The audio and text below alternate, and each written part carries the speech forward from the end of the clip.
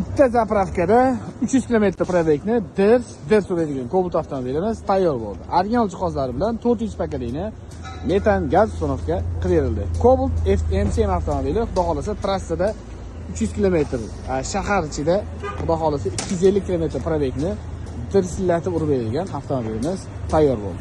Old qismiga qo'yilgan jihozlarimiz bilan tanishtirib o'tamiz. Keling. Boshqaruv bloki Stack GoFast 200 blok upravleniya uстановка qilindi. Original polshaniki. Elektron sistema, map datchik, suv datchik, kuchatilgacha polshaniki hisoblanadi.